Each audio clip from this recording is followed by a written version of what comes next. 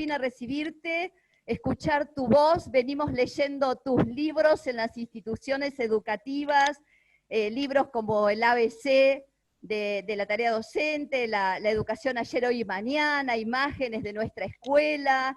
Bueno, que seguramente, digamos, tu voz hoy nos va a hacer volver a esos libros, a seguir pensando en esa vasta literatura pedagógica que siempre llevamos a las instituciones. Bueno, Silvina, bienvenida, te escuchamos. Bueno, primero que nada, muchísimas gracias por la invitación y quiero celebrar esta iniciativa conjunta entre la Escuela Secundaria en la 30 y el Instituto de Formación Docente. Aprovechar para saludar a todos los quilmenios con mucho cariño, y muy especialmente una amiga mía quilmenia, que además es exalumna de la 30, que se llama Alejandra Prieto. Así que quiero mandarle un enorme saludo a Ale, porque me dijo que nos iba a ver por YouTube y que sentía una emoción especial porque, bueno, es egresada de la 30. Así que quiero agradecer también al jefe regional, a Pablo, quiero agradecerle a Mariano también la presencia, a Claudia del instituto, la verdad que a la DIRE, ¿no? Y la verdad que, bueno, muchísimas gracias. A ver, yo no sé si ustedes quieren empezar con preguntas o quieren que yo empiece haciendo una charla, eso lo dejo a criterio, Mónica, vos nos dirás. Muchísimas gracias por estar también presente. Bueno. Dale, Silvina, si a vos te parece bien, podríamos empezar con la charla y después abrimos una charla que seguramente va a ir recorriendo esas primeras preguntas que nos hicimos en los formularios y después abrimos a otras preguntas. ¿Te parece, Silvina? Vale, como ustedes quieran, y si quieren me pueden ir interrumpiendo. Yo también estoy con el YouTube acá al lado mirándolo, así que estoy mirando los comentarios. Por ahora nos están saludando de Almirante Brown, de la 30, de muchos lugares. Ya tenemos como 56 colegas mirándonos. Bueno, les cuento un poco, mi idea es charlar sobre, por un lado, la coyuntura de hoy, y en el marco de la coyuntura también quería pensar, bueno, hoy empiezan 15 días de vacaciones, pero ¿qué nos dejan estos días, estos meses de pandemia y de cuarentena, ¿no? Y qué dificultades y desafíos se nos plantean.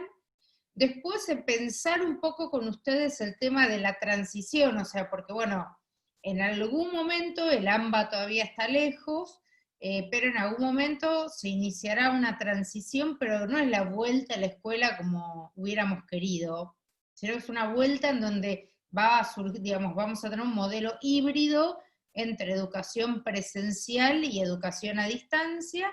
Y por último, pensar a mediano y largo plazo qué desafíos o qué, digamos, qué nos debería interpelar esta situación de hoy para mejorar la escuela a futuro, ¿no? ¿Qué desafíos afrontar?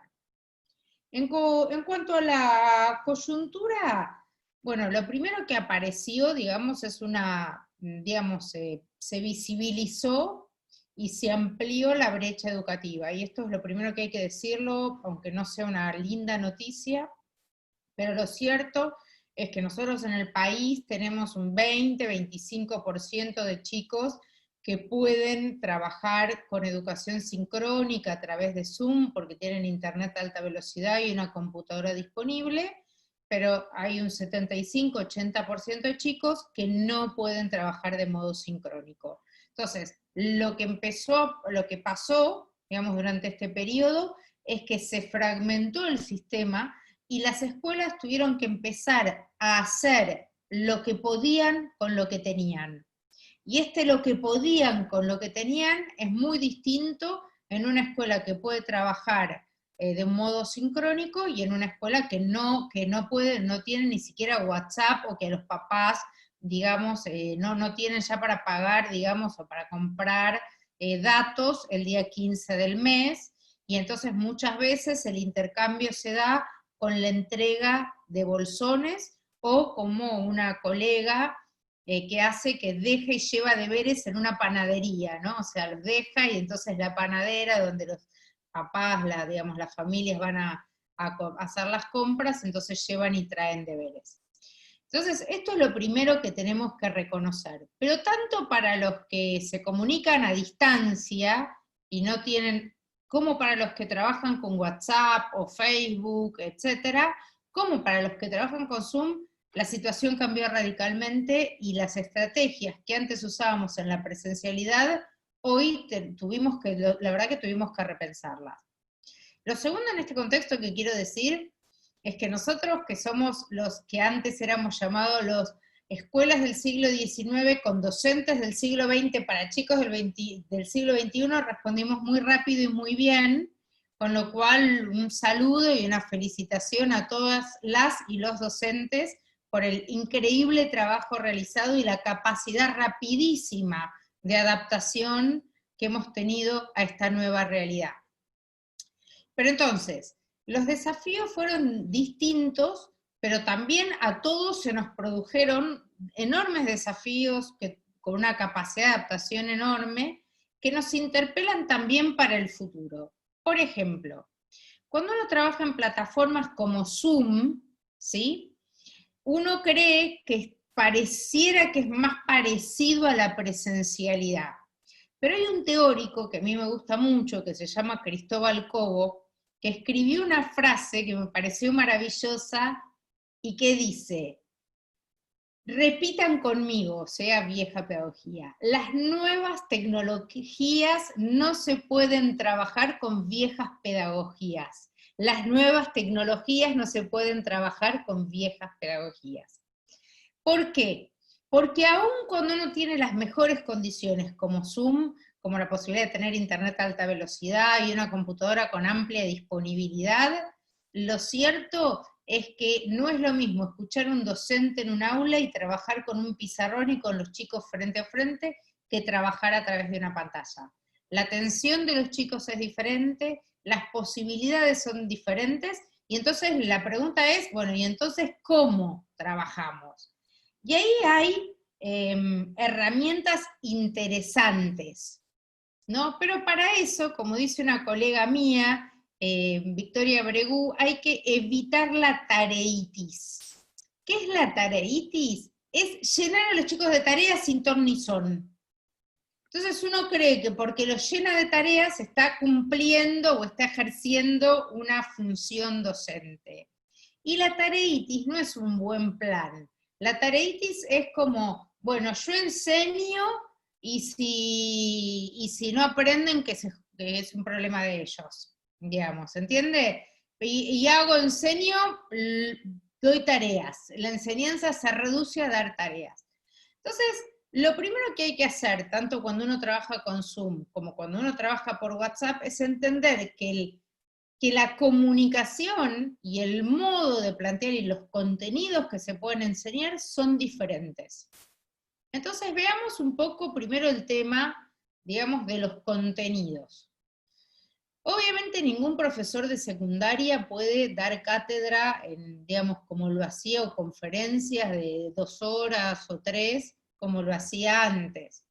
Pero sí, por ejemplo, puede trabajar con enseñar a pensar la historia, analizar en más profundidad, en vez de muchas páginas, menos, que se pueden mandar por fotos en caso de que no tengan libros.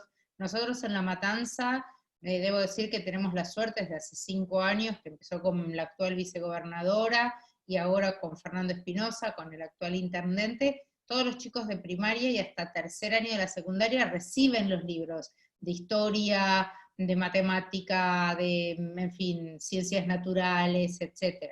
Entonces, y los chicos ya, los docentes ya tenían los libros en febrero, y a los chicos les llegamos a entregar todos los libros, pero aún cuando no tengan libros, digamos, el gobierno entregó cuadernillos, tanto el gobierno nacional como provincial, que se pueden muy bien aprovechar, ¿sí?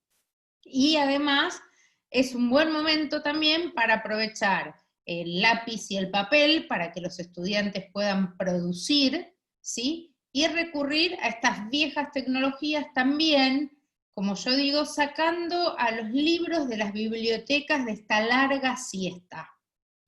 En el caso especialmente de los chicos que no tienen acceso a Internet, pero también en el caso de que los chicos que tienen acceso a Internet de alta velocidad, conviene siempre el libro, tener también el libro impreso. No es nuevas tecnologías, Zoom, plataformas digitales o libro impreso, sino es y libro impreso.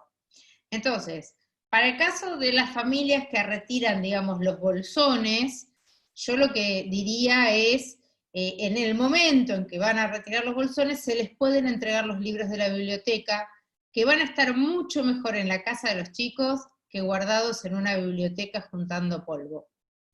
Y eso es algo que se puede hacer en todos los municipios, en todos los distritos y en todas las escuelas que están entregando bolsones. Y si después no vuelven, que no vuelvan.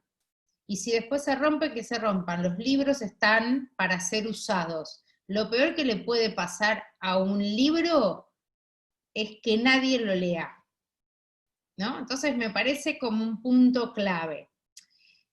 Y, digamos, por otro lado, seleccionar los contenidos, como venía diciendo. O sea, no se puede dar 3 horas de una clase de historia antigua o de historia medieval, pero se les puede enseñar a los chicos a pensar científicamente, tanto en el campo de las ciencias sociales como en el campo de las ciencias naturales y la matemática. Entonces, concentrar la enseñanza en lo que yo llamo las 4 alfabetizaciones más el aprender a vivir juntos, que son aprender, digamos, a comprender textos complejos, por ejemplo en el caso de las secundarias, aprender a producir textos complejos, no importa sobre qué temática, importa la posibilidad de hacer un buen trabajo de investigación, ¿sí?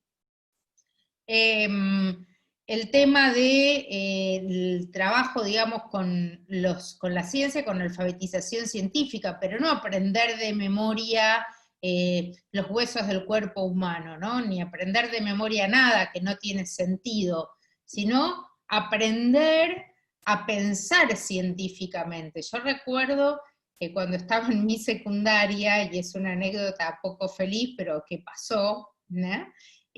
Nos habían hecho aprender los huesos del cuerpo humano a memoria. Entonces, pero no teníamos los huesos, ¿no? No habíamos visto nunca un hueso. Un día el profesor, para tomarnos lección, porque en ese momento se tomaba lección, llama a una compañera al frente y le dice, bueno, ¿qué es esto? Y le muestra un hueso. Y mi amiga, me acuerdo, se probaba los huesos, a ver a qué se podía parecer, dónde podía encajar ese hueso en su cuerpo. Eso no tiene sentido, y mucho menos ahora. En cambio, sí tendría sentido aprovechar la situación actual para aprender ciencia. ¿Por qué, por ejemplo, no puede salir una vacuna de un día para otro o de un mes para otro? ¿Qué pasos necesarios se requiere para la producción de una vacuna y para que una vacuna sea aprobada por un país? ¿Qué necesita investigar la ciencia? ¿Qué diferencias hay entre los virus y las bacterias? ¿Por qué tampoco hay remedios? Entonces, aprovechar esto para trabajar sobre estos temas de actualidad aprendiendo ciencia. Por otro lado, también vale la pena trabajar en temas de alfabetización matemática y en temas desde muy complejos a muy simples.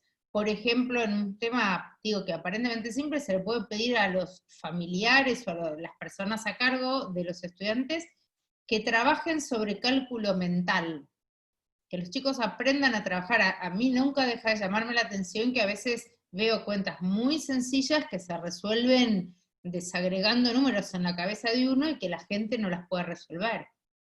Desde eso hasta también empezar a enseñar matemática o física con un sentido, que los chicos, en vez de resolver algoritmos mecánicamente, empiecen a trabajar, por ejemplo, matemática y física, como estamos nosotros ahora capacitando a docentes con la UTN, los chicos empiezan a trabajar matemática a través de la modelización matemática. Entonces, por ejemplo, trabajan matemática, pero para construir una montaña rusa.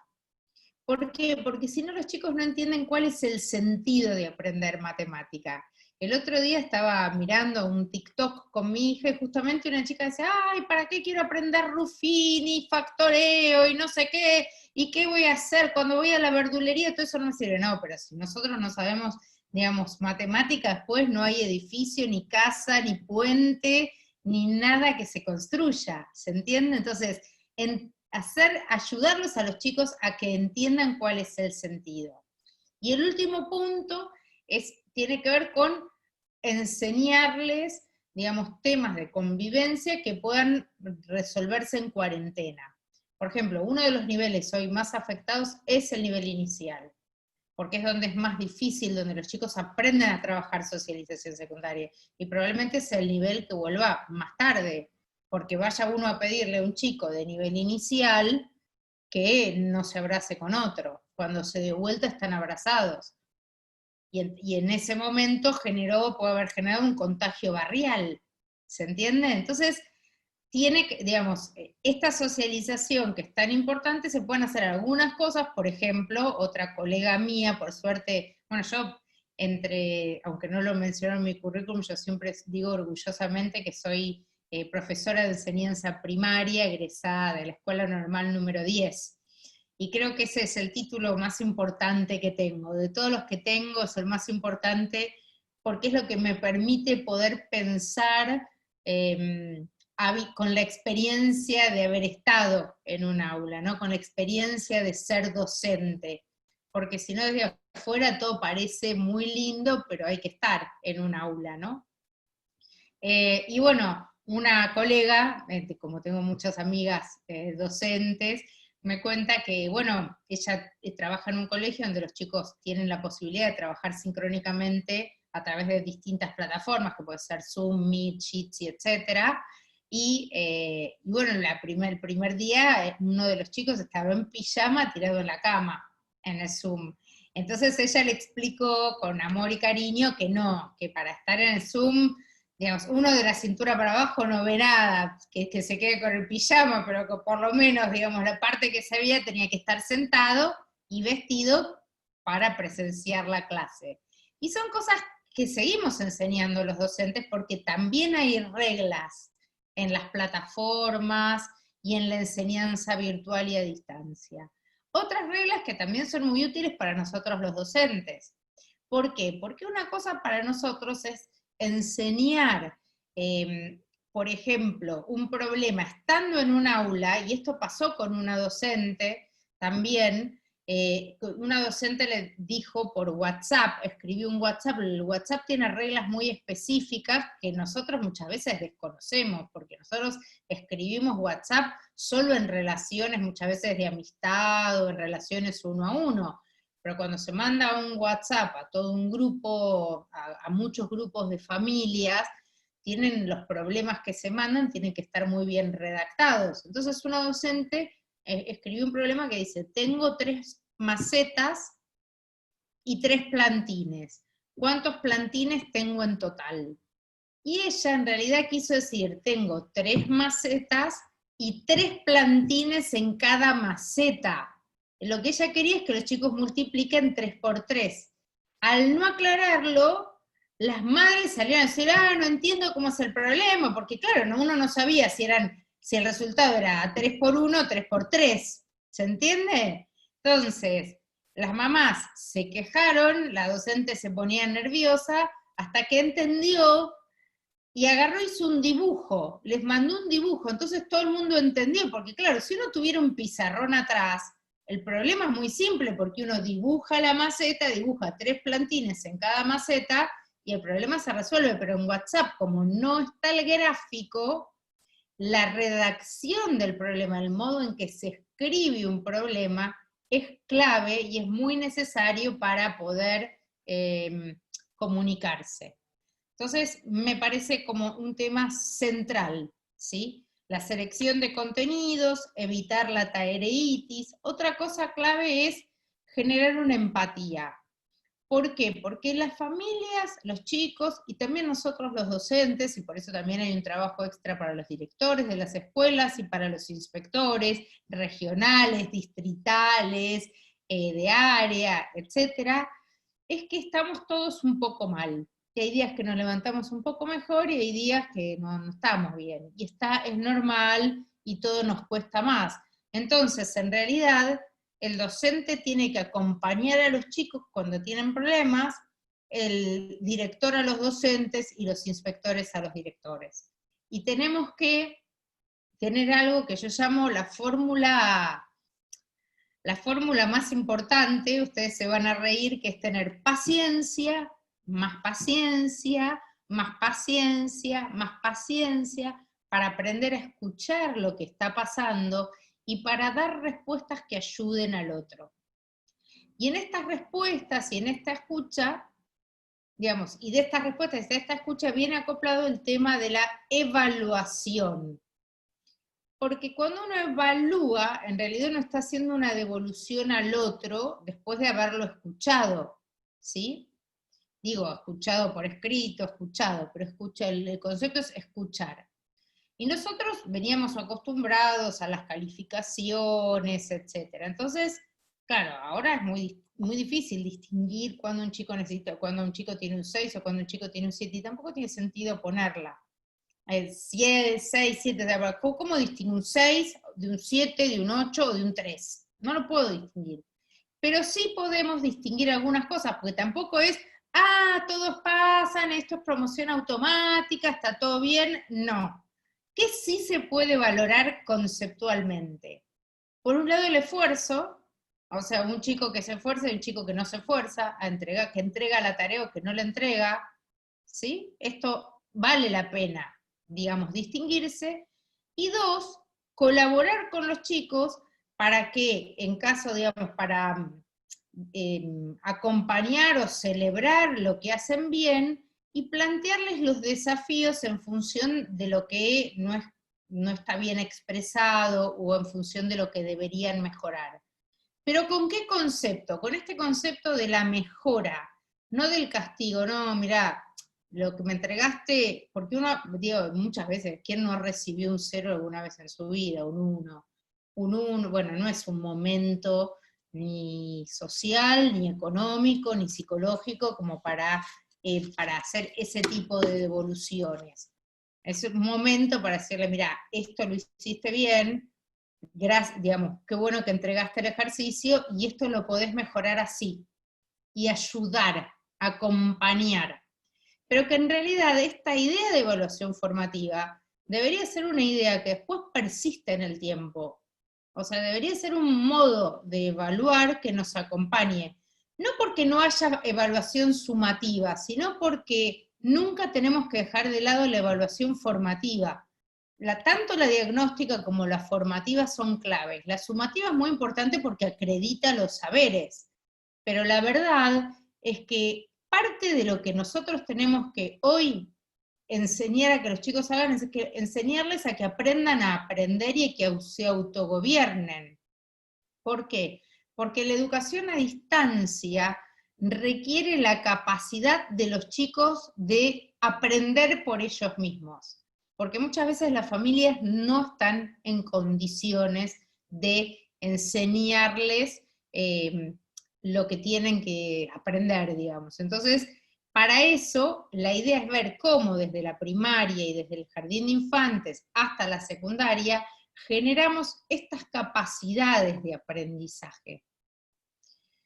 Y en este sentido, digamos, me parece clave también pensar que este mediano plazo de que, digamos, este tiempo de transición que vamos a vivir en algún momento y que algunas provincias iniciarán antes y otras, como quienes estamos en el AMBA, iniciaremos después, va a ser un modelo híbrido. Por un lado, va a tener algo de presencialidad y algo de educación a distancia, y entonces esta capacidad de aprender a aprender se vuelve todavía más importante, ¿sí? ¿Y por qué digo un modelo híbrido, pero que además también va a ser un modelo muy fragmentado? Porque, por ejemplo, nosotros hoy en la Argentina tenemos una escuela que tiene clases con normalidad. Ustedes me dirán, ¿había una escuela de clases con normalidad?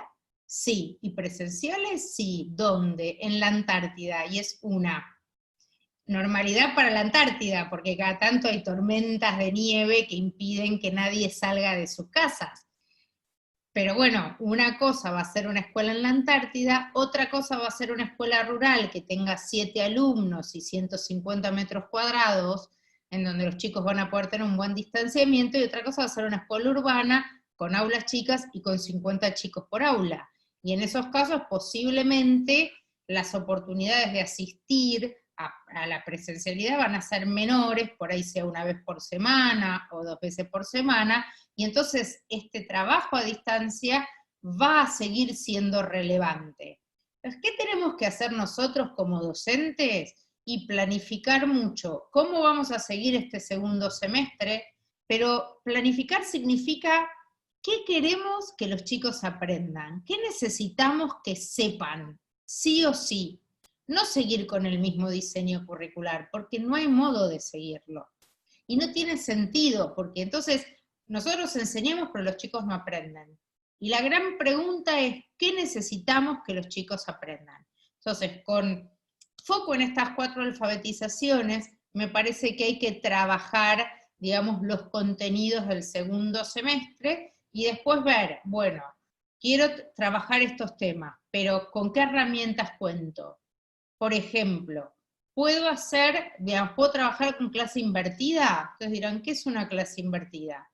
El docente graba un video, manda el video por WhatsApp, manda el video por Facebook, lo sube a Facebook, o manda el video de la clase y le pide después a los chicos que se ejerciten o que hagan preguntas sobre la clase magistral que dio el docente, ¿se entiende? Entonces es invertido, porque en vez de ir a clase para escuchar al docente, escuchan la clase fuera del tiempo escolar y después con el docente trabajan en los deberes. ¿Se entiende? Ahora, la fragmentación va a seguir existiendo, y por eso tanto para el inspector regional como para el inspector distrital y para cada directivo, digamos, esto es un desafío enorme porque no hay un parámetro de vuelta a la normalidad.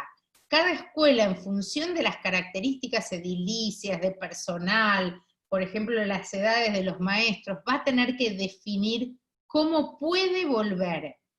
Por supuesto, la vuelta además va a requerir de consenso. En la mayoría de los países que tienen vuelta a clase, que han vuelto a clase, esta vuelta es voluntaria. O sea, si un papá no quiere mandarlo a su hijo a la escuela, no lo manda. Porque también existe el miedo en las familias. Y también puede ser que ese chico esté siendo criado por una abuela que sea muy mayor y que entonces se le haga difícil. Con lo cual, y vamos a tener que generar este consenso, no es, no, si las clases volvieron, vos tenés que venir o venir, sino ir generando esta empatía, ¿no? Este periodo de transición va a ser un periodo muy difícil, muy largo, y que hay que empezar a planificar ahora. Y vuelvo al tema del libro impreso y los viejos recursos. Todas las escuelas tienen biblioteca, más completas, menos completas. Me encantaría ver las bibliotecas vacías porque los libros están en casa de los chicos y rotando, porque un chico se puede llevar un libro 15 días, traerlo cuando vuelve a buscar el bolsón o al mes, se lleva a otros, etc. Me encantaría fotos de bibliotecas vacías, pero no porque las bibliotecas no tengan libros, sino porque los libros están en manos de los chicos. ¿Cómo vamos a jugar con el libro, que es un recurso que sí tenemos en todas las escuelas? Es central, con el libro, con el lápiz y el papel. También obviamente hay que desarrollar habilidades artísticas en los chicos, hay que alentarlos a poder expresarse, a que puedan contar qué problemas tienen, y también, digamos, a escuchar música, porque muchas veces, por ejemplo, materias o disciplinas como la música, realmente son una oportunidad, pero en vez de escuchar lo que escuchan todos los días, pedirles que escuchen música de mayor complejidad. Hay mucho que se puede hacer y que podemos, digamos, aprovechar en esta pandemia, post descanso, post vacaciones, porque estamos todos realmente muy cansados ahora, porque bueno, venimos trabajando muy fuerte y con mucha presión por la coyuntura, ¿no? Desde marzo, así que nos merecemos estos días de vacaciones, ¿no? Bueno, y después, muy sintéticamente, el largo plazo. O sea que para mí, ¿qué tenemos que repensar entre otras cosas? Bueno, yo creo que acá hay un punto de inflexión que realmente en el que tenemos que empezar a trabajar comunitariamente, pero que es una urgente revisión de la escuela secundaria y también de algunos temas de la formación docente. Pero la escuela secundaria requiere otra organización ya. ¿Qué significa? ¿Qué quiero decir? Por ejemplo, en vez de tener 15 materias y que el profesor va de una escuela a la otra, o la otra a la otra, bueno, hay que terminar con esta idea del profesor taxi, por horas cátedra, y empezar a trabajar por cargos. ¿Por qué? Porque necesitamos que los profesores trabajen con los adolescentes de un mejor modo. Porque nos encanta, siempre decimos, no, porque está el profesor y que no me escucha, y no te puede escuchar, porque mientras te está dando matemática, vos estás pensando que no se le atrase el colectivo para llegar a la otra escuela. Y no tiene tiempo, por ejemplo, muchas veces a muchos amigos se les genera el dilema. Bueno, acá tengo un problema de convivencia, ¿qué hago? ¿Paro la clase y trabajo este conflicto o sigo con mi clase? ¿Qué pierden más los chicos? Entonces, tenemos que generar una escuela secundaria especialmente, en donde pueda haber una mirada más integral respecto de los alumnos, que probablemente sea una mirada arial. Entonces, en vez de dividir en historia y geografía, y sea 4 áreas, porque además hay otros contenidos que hay que incluir. Por ejemplo, la alfabetización digital. Nosotros creemos y decimos siempre, y con esto voy a terminar y voy a dar lugar a las preguntas, acá hay estudiantes del Instituto Docente 83, de la 78 de Almirante Brown, hay, digamos, muchos colegas, pero ¿qué quiero decirles? Nosotros creemos que los chicos son nativos digitales, y ¿saben qué? Estamos totalmente equivocados. Los chicos lo que tienen es un buen manejo instrumental de la tecnología, pero no tienen un manejo, no conocen de qué se trata la tecnología. Entonces, por ejemplo, cuando nosotros, doy ejemplos muy sencillos, pero en la mayoría de las encuestas que hacen empresas y los estados, los chicos creen que todo lo que está en la web es verdadero. Y yo siempre digo, intenten poner los beneficios del azúcar en internet. Les va a parecer que solo comiendo azúcar vamos a estar fantásticamente sanos. Por ejemplo, ¿qué significa que se absorba la información que uno produce y se lleven a servidores y con esa información se construya Big Data y a su vez esa información se desagregue, y si nosotros queríamos comprar algo, por ejemplo sal, en algún lugar, al otro día nos aparecen 500 marcas de sal con 500 publicidades de sal, ¿no? Digo porque me pasó el otro día, pero uno duerme y, digamos, todo lo que es el sistema, digamos, de tecnología sigue trabajando. Y todo esto los chicos no lo saben. No saben, por ejemplo, la diferencia entre software comprado, software libre, software de código abierto. Y esto es clave. No saben, por ejemplo, la diferencia, y nosotros tampoco, muchas veces, la diferencia entre Wikipedia y una enciclopedia.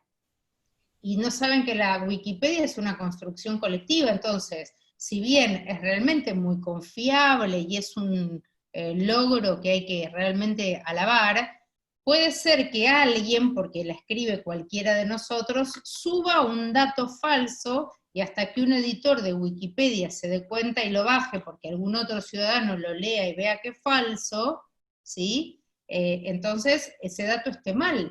Y nosotros muchas veces les pedimos a los chicos que traigan información y ellos buscan en Wikipedia, todos buscamos en Wikipedia. ¿Se entiende? Entonces es muy importante trabajar, entender lo que es Big Data, lo que es inteligencia artificial, o sea, lo que significa el trabajo con inteligencia. Por ejemplo, hoy, digamos, hay investigadores trabajando el tema del COVID, haciendo simulación con inteligencia, con inteligencia artificial, y lo que significará el punto de singularidad, ¿no? Que es el punto en el que se supone que en algún momento las computadoras van a ser más inteligentes que los seres humanos. Entonces, ¿por qué todo esto no se enseña en la escuela? ¿No? Y el otro día escuchaba, mientras antes de la pandemia caminaba por la calle, y había dos chiquitas adelante, bueno, adolescentes, digamos, que decían, ay, yo ahora empecé a trabajar, pero yo no sabía lo que era ser monotributista, no sabía la diferencia entre, bueno, ¿por qué no se enseñan estas cosas en la escuela, lo que es pagar impuestos, para qué sirven los impuestos, o en algunas sí y otras no, pero como revisar la escuela secundaria, o seleccionar de nuevo los contenidos acordes al siglo XXI. Pero no es porque los docentes seamos del siglo XX, es porque nos debemos, frente a esta situación, repensar el sentido de la escuela y el sentido de estos contenidos. Bueno, yo voy a dejar por acá, si doy lugar a las preguntas, y de nuevo agradeciéndoles muchísimo a todos por esta oportunidad. Y así dejo lugar, acá están escribiendo, muy enriquecedor este encuentro, para seguir pensando. Acá preguntan, ¿es posible una evaluación formativa en este contexto y en esta modalidad de clases virtuales? Sí, la evaluación formativa es algo que sucede aunque uno no lo quiera, uno lo puede planificar o no. Pero por ejemplo, cuando ustedes están en YouTube y me escuchan, y yo, aunque esté en la computadora y mirando YouTube, ustedes me evalúan a mí. ¿Por qué? Porque entonces, y yo miro lo que me evalúan, digo, ¿es buena la charla? ¿No es buena la charla? Eso se llama evaluación formativa, ¿se entiende? Entonces es muy interesante pensar que la evaluación formativa es algo cuando me miran, por ejemplo, ahora que estoy, digamos, con Mariano, con Pablo, con Andrea, con Mónica o con Angélica. Cuando yo les veo la cara y sé si están divertidos, aburridos, sonrientes, se quieren ir a dormir, mejor termino rápido la charla. Así que la evaluación formativa es un hecho. Entonces, lo importante es poder planificarla para garantizar que a quien le estamos enseñando, o sea, ustedes por ejemplo me enseñan a mí con los comentarios, pueda primero recibir bien la evaluación, y segundo, mejorar en lo que tenga que mejorar. Pero no logramos nada diciéndole, no, esto que vos hiciste está todo mal, porque no generamos la empatía o las ganas de ponerse a trabajar y mejorarlo. ¿Se entiende? Bueno, acá me dicen una síntesis maravillosa de este primer cuatrimestre, muchos no la conocen y eso lo debemos tener presente porque es algo que puso en evidencia la pandemia y hay que reconsiderar en los análisis. Bueno, nada, muy enriquecedor el encuentro. Sí.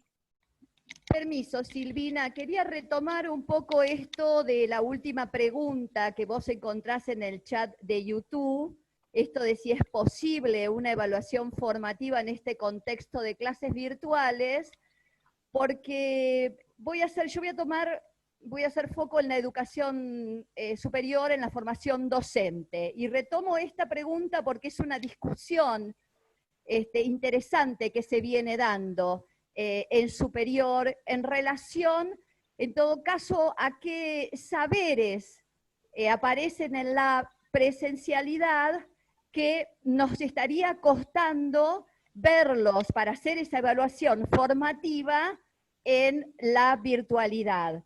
Entonces, como nosotros estamos en la formación docente y muchos en el último año de formación, por ejemplo, en las residencias o en las prácticas, depende del profesorado, en el caso de cuarto año, las residencias de primaria y de inicial, pero también en tercero, en el caso de los otros profesorados, nosotros nos preguntamos, digamos, cómo intervenir, por ejemplo, desde algunos saberes que son importantes al momento del reencuentro, ¿no? Al momento de llegar a las salas de los jardines de infantes o de las aulas en relación a la disponibilidad corporal. Para nosotros es muy importante ese encuentro corporal de gestos, de palabras, de formas de disponernos al otro, de mostrar una forma de disponerse en el mundo que a veces en la presencial, en la virtualidad,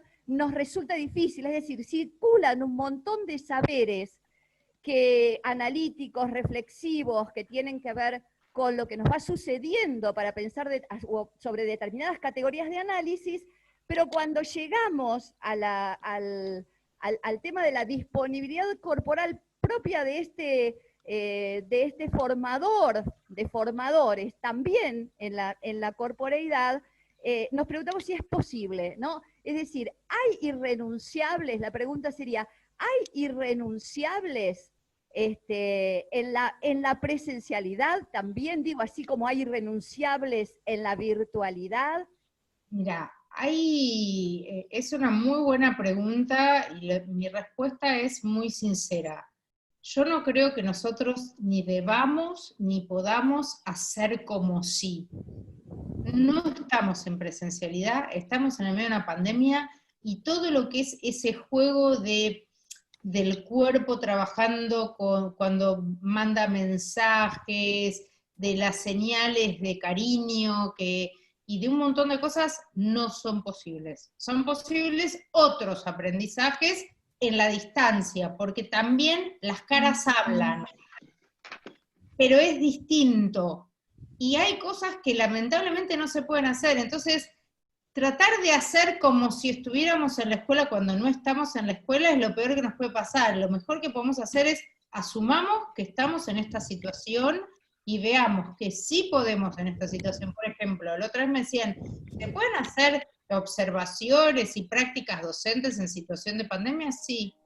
¿Y cómo? Acompañando a los docentes en lo que estén haciendo. Si están trabajando por WhatsApp en el WhatsApp, si están trabajando, no sé, con los programas de televisión, con los programas de televisión, revisando con el docente la planificación por teléfono.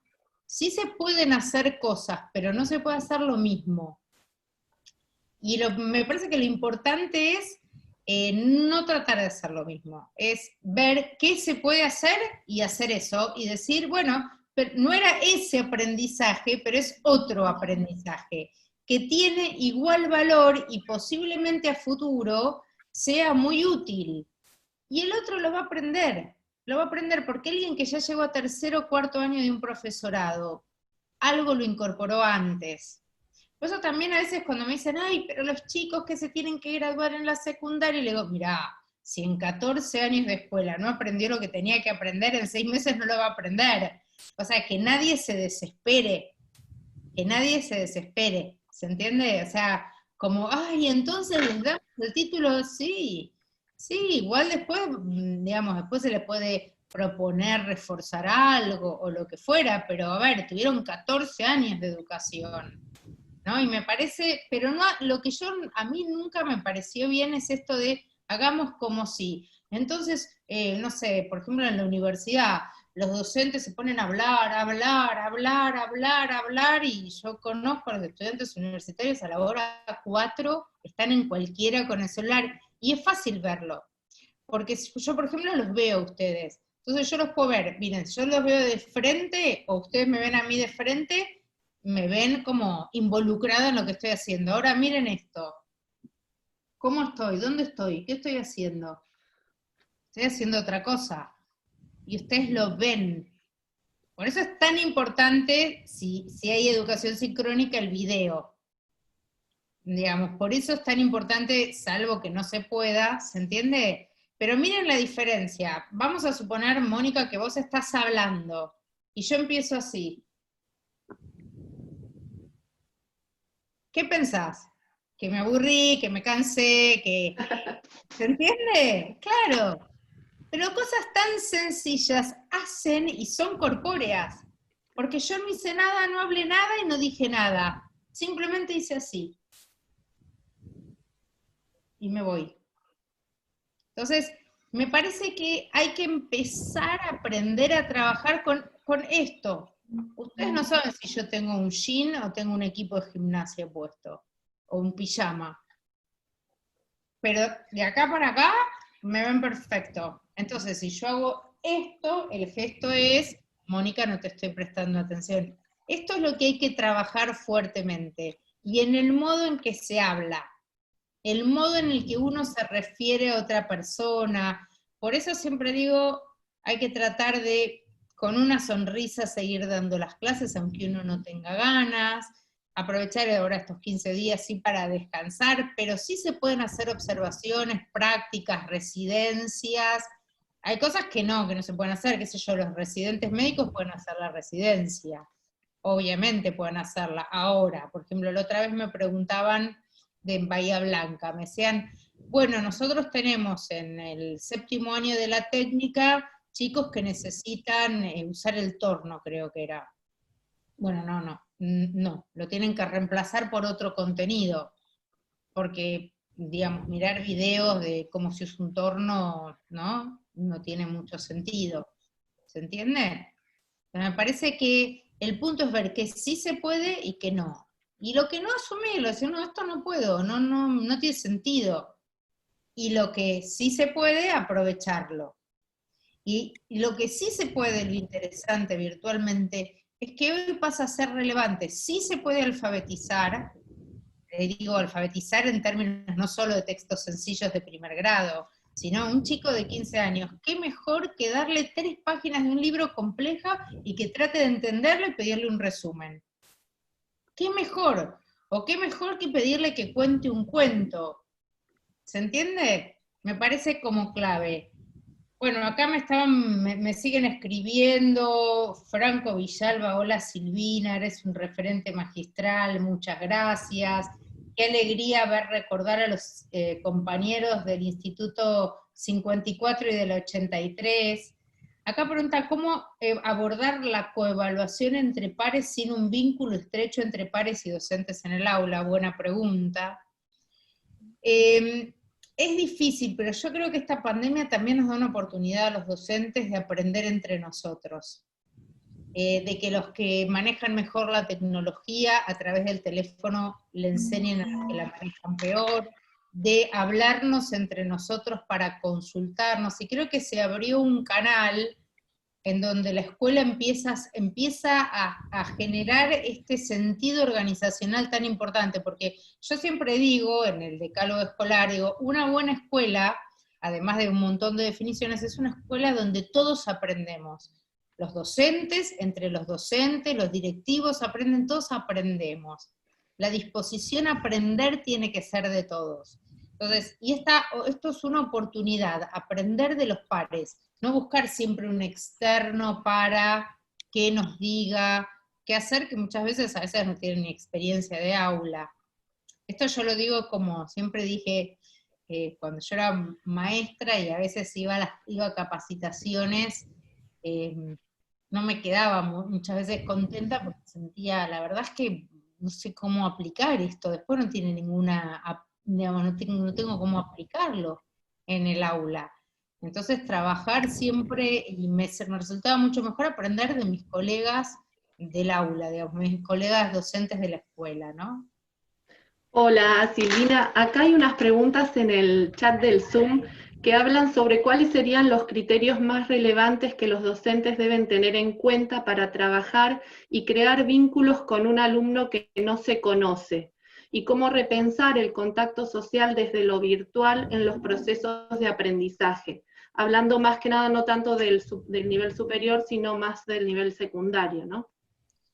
Es difícil trabajar con un alumno que no se conoce, y hay que iniciar un proceso de conocimiento, pero a través de lenguajes a los que no estamos acostumbrados, porque como decía Mónica, no hay, digamos, no hay una presencia del otro en donde vos te das cuenta fácil si el otro está o no está, y es una comunicación escrita que muchas veces es más difícil, genera más confusión. En general la comunicación es mucho más difícil de lo que todos creemos, porque cuando yo me comunico con ustedes muchas veces yo pienso, deben pensar lo mismo que yo, y en realidad no.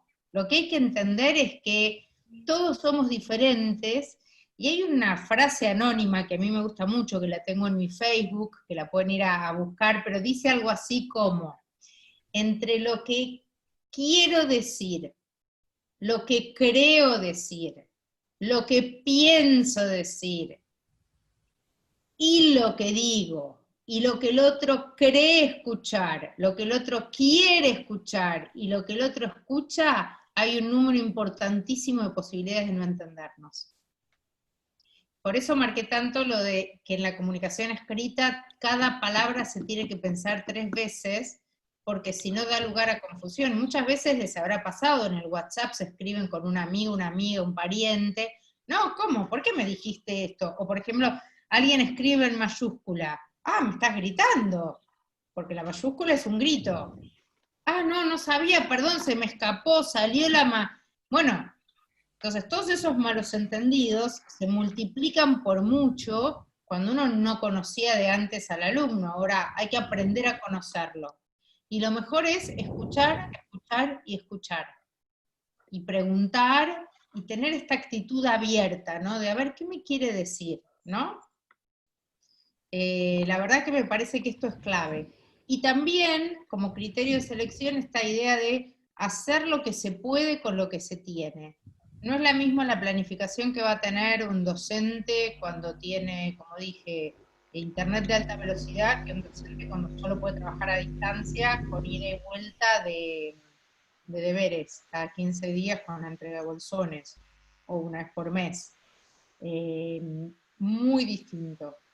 O cuando tiene libros o no tiene libros, porque claro, en Matanza los chicos tienen todos los libros de texto, entonces nosotros los docentes, ayer justo hubo una presentación de un programa de evaluación, que nos acompañó la vicegobernadora, que en ese momento era el intendente de Matanza.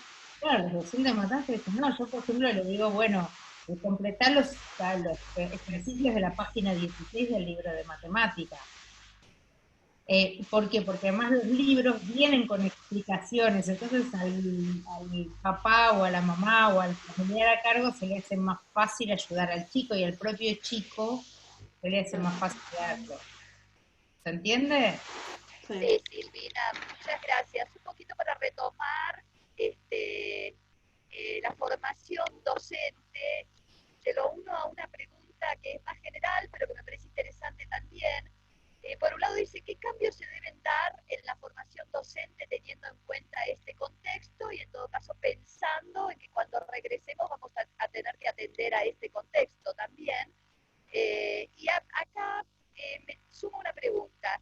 Quería preguntarte qué propondría usted en cuanto al diseño curricular jurisdiccional. Me parece que, ¿no? Acá dice, en cuanto a si se puede reformular, me parece que tiene que ver bastante también con esto de la vuelta, si se podría reformular, si había otro modo de poder hacer, digamos, en la formación docente, incluso en secundario también, ¿no? Podríamos pensar. Sí, a ver, bueno, en la secundaria lo dije cómo habría que hacerlo, y también creo, hay mucho ruido ambiente, necesito, si pueden cerrar los micrófonos, ahí está. A ver, yo lo que creo es que es muy importante, sí, digamos, revisar el diseño en secundaria, pero no el diseño curricular, sino la organización de la secundaria. Necesitamos más horas de clase por día, y necesitamos que los profesores tengan tiempo de pertenecer a la escuela en la que dan clase, ¿no? Porque si no siempre le terminamos echando la culpa al profesor de un problema realmente de organización de la escuela secundaria. Y el mejor profesor en ciertas condiciones no va a dar los mejores resultados. Aún el más genio, el más brillante. Y como hoy lo que necesitamos es que los chicos aprendan a pensar, digo chicos, adolescentes, jóvenes, etcétera, necesitamos tiempo, no se aprende a pensar hablando, porque uno habla, el otro no aprende necesariamente. Aprender requiere tiempo, requiere poder corregir, sentarse con el estudiante, mirar qué errores cometió, por qué tipo de error. No es lo mismo un estudiante que al resolver un problema de matemáticas se equivoca en la última multiplicación, que un estudiante que no resuelve bien o que no comprende los pasos previos. ¿Se entiende? Con preguntas, digamos, lógicas. Ahora, un docente tiene que tener tiempo de poder sentarse con ese estudiante. Me parece en cuanto a secundaria eso, en cuanto a formación docente también. De hecho hay muchos países, que bueno, esto lamentablemente en el nuestro no se da, pero en algún momento deberíamos pensarlo, obviamente ya en un más largo plazo, que 20% del tiempo docente está dedicado a reuniones de padres, planificación, evaluación, corrección. Nosotros estamos frente a aula y además hacemos todo esto, pero ese tiempo, en jardín y en primaria, muchas veces encontramos alguna Laurita de educación física o la de música para poder trabajar.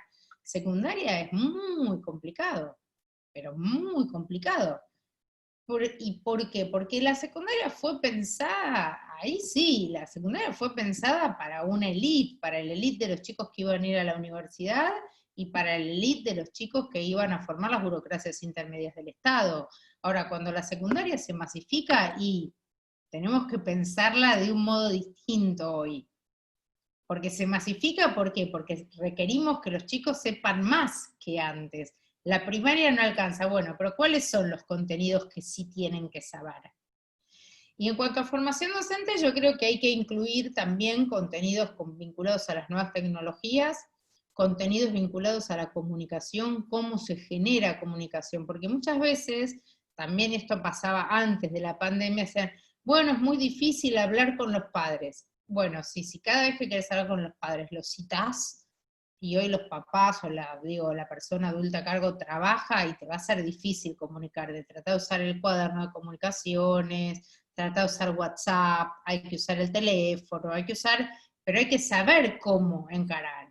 Si hay, digamos, alguna familia conflictiva, en general hay que recibirla junto a 2 o 3 profesores, dar aviso a la dirección y a la inspección, nunca solos. ¿Se entienden? Algunas cosas que hay que enseñarlas en los institutos.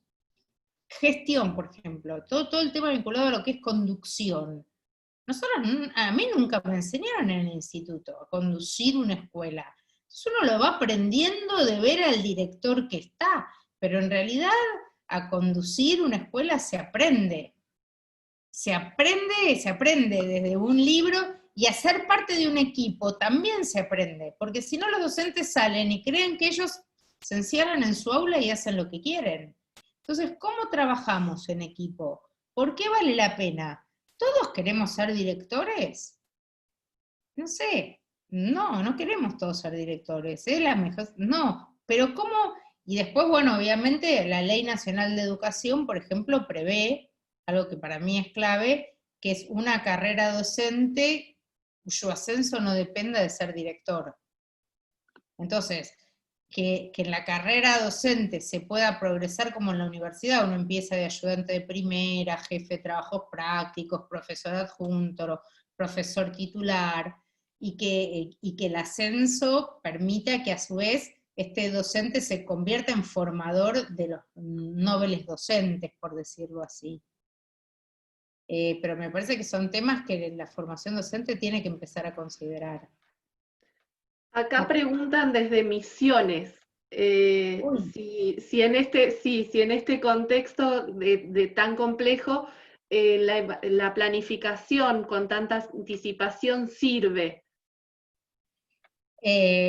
Sirve planificar algunas cosas, pero vivimos en un contexto de incertidumbre, con lo cual todo lo que planifiquemos mañana puede no servir del todo. Ahora, si uno piensa, tiene el eje general y el criterio general, después puede ir adaptando ese criterio a la situación. Pero efectivamente lo que teníamos planificado en febrero, y no, tuvimos que volver a barajar y dar de nuevo. O sea, no. Pero algunas cosas, si ahora nos sentamos a pensar qué queremos hacer el segundo semestre, posiblemente sí, en cuanto a selección de contenidos, en cuanto a los criterios con los que vamos a trabajar con los estudiantes, sí va a servir. Sí va a servir. Pero el contexto de incertidumbre es de incertidumbre.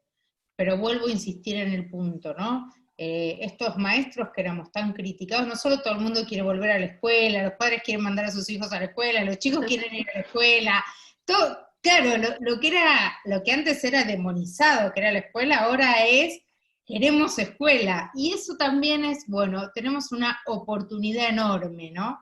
Ya nadie cree, por ejemplo, los papás ahora, digo, que antes decían, bueno, esto, qué fácil que es ser docente, dicen, no, bueno, no, entiendo por qué los docentes estudian, porque yo no te puedo explicar nada de lo que te están explicando. ¿Se entiende? Y me parece clave esta revalorización del rol de los docentes y directivos. Ahora, ¿que puede cambiar la planificación? Sí. Puede cambiar todo en cualquier momento. Acá hay otra pregunta, dice, en cuanto a los trabajos grupales, ¿qué criterios se deben tener en cuenta y cómo se puede ayudar a los el docente a los alumnos? Porque teniendo en cuenta lo que vos decías de que creemos a los alumnos como expertos digitales y en realidad en el transcurso de todo este tiempo nos dimos cuenta que ni ellos ni los docentes son expertos digitales, ¿no? Sí, a ver, primero saludo a la gente de Bolívar, tenemos gente de distintas localidades, de Sí, Misiones, de Bolívar, de El Santa Dorado, Fe también. Misiones, hermoso, Santa Fe, hermoso el conversatorio. A ver, la pregunta era exactamente así, porque tenía la respuesta y me quedé con lo de Bolívar y me olvidé. Bolívar y... Ahora ya te digo de nuevo. Ah, lo del trabajo grupal. Eso, Sí, del trabajo grupal de los alumnos. y Aparecieron un par más, por eso se me perdió la... sí. A ver, es muy difícil hacer trabajo grupal ahora. Mucho más si los chicos no se conocen. O sea, si los chicos tienen tecnología suficiente, por ejemplo, tienen Zoom, etcétera, por ahí sí pueden hacer trabajo grupal, el Zoom permite el trabajo grupal y demás. Pero hay un 75-80% de los chicos que van a la escuela que no tienen poca posibilidad de hacer trabajo grupal. Entonces me parece que por ahí no es el mejor momento para hacerlos trabajar en grupo, porque justamente se llama etapa de aislamiento obligatorio, no se llama etapa de grupo. Entonces, si necesitamos el aislamiento, es como, sí hay modos de comunicación, pero son más difíciles, o sea, no hagamos como si. Si tenemos Zoom y educación sincrónica y demás, sí se puede hacer, perfecto. Ahora, con el 75-80% de los chicos no se puede hacer trabajo grupal, es difícil. Entonces lo mejor es, bueno, ok, ¿qué otras posibilidades tenemos? Bueno, de profundizar el trabajo individual, de que cada chico trabaje en producción escrita, que escriban monografías, que hagan un diario de cómo están viviendo la cuarentena, que aprendan a escribir con las reglas de la escritura, que aprendan a comprender textos complejos. Es individual, sí, pero bueno, lo que yo nunca voy a recomendar es hacer como si. No, no estamos en la escuela presencial, infelizmente. Estamos en la escuela, pero la escuela es una organización que va más allá del edificio. No estamos en la escuela presencial, entonces hay cosas que se pueden y cosas que no se pueden. ¿Sí? Intentarlo incluir no es una buena opción. Bueno, muchas gracias, Silvina. Como para ir cerrando, voy a retomar una pregunta que ya tiene que ver con el retorno gradual. En algunos lugares lo vamos a ir pudiendo hacer. ¿Qué desafíos se deberían tener en cuenta a nivel institucional en un retorno gradual? ¿No? Haciendo como foco no solo en lo que vos nos estás trayendo como oportunidades para el retorno, sino esa gradualidad, ¿cómo sería la mejor? A ver, ¿cómo sería la mejor? Mónica, necesito que cierres porque hay mucho ruido ambiente cuando tienes el micrófono abierto. Ahí está. A ver, el retorno, como dije, va a depender de cada escuela, de las características de cada escuela y de cada comunidad. Puede haber pautas generales, por ejemplo, que tiene que haber un distanciamiento de 2 metros entre chico y chico, se podrá marcar en el piso para los recreos los lugares en donde tiene que pararse un chico distanciado con otro, deberá estar la escuela equipada con todos los elementos sanitarios del caso. Ahora, después, ¿quién y cómo se vuelve? Por ejemplo, para mí, que soy maestra de primaria, es un tema si deberían volver los chicos de primero, segundo y tercer grado, justamente por esto que decía antes, que tienen poca conciencia de qué significa abrazarse o mantener la distancia. Entonces, para evitar eso, por ahí, en realidad, los chicos más grandes tienen mayor capacidad, porque nosotros no podemos enseñarles en medio de una pandemia a mantener la distancia, ya tienen que venir sabiendo que hay que mantener la distancia. Y todo eso lo va a ir definiendo el gobierno y cada una de las escuelas. Ahora, estas premisas son claves y básicas. ¿Cómo va a trabajar el director y los docentes? ¿En qué temas? de selección de contenidos, como dije antes. No vamos a poder enseñar el diseño curricular como lo hacíamos habitualmente. Bueno, pero por ahí es una oportunidad para repensar lo relevante. ¿Se entiende?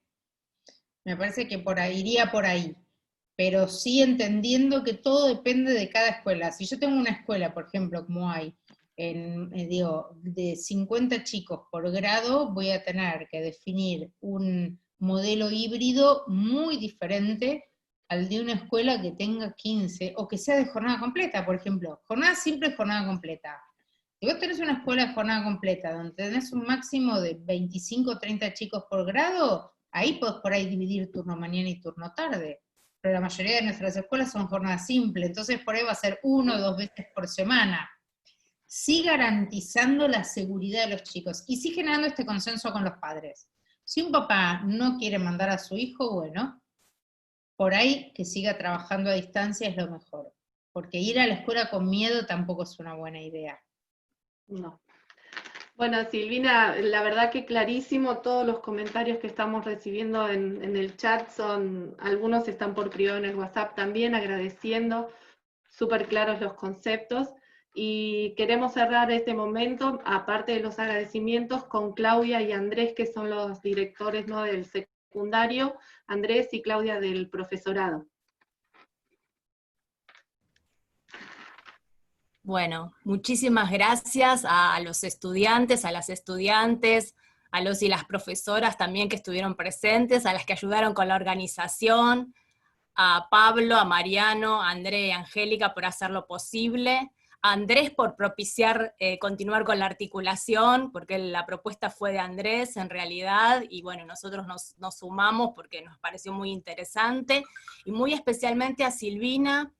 Muchas gracias por tu generosidad, por compartir estos conocimientos y estas experiencias pedagógicas que nos ayudan a pensar a nosotros en el desafío que nos espera, que tenemos ahora y que nos espera, y también por haber acompañado con tus palabras a nuestros estudiantes, a nuestras estudiantes, en este sentido de aportarles conocimientos, experiencias pedagógicas, acompañar un trayecto de su formación en realidad, y claramente desde un posicionamiento político-pedagógico, que es lo que siempre intentamos desde todos los actos de formación que se van realizando. Muchísimas gracias. No, gracias a ustedes, gracias Claudia, gracias a todos por la invitación, a Mariano, a Pablo, al director de la 30, Andrés, la verdad que mil gracias a todos y a todas. Y bueno, vamos a seguir trabajando, y sí, lo del posicionamiento, yo hablo de conducción y no de liderazgo, hablo de gobierno de las escuelas y no de gestión, pero lo vamos a dejar para la próxima charla. Buenísimo.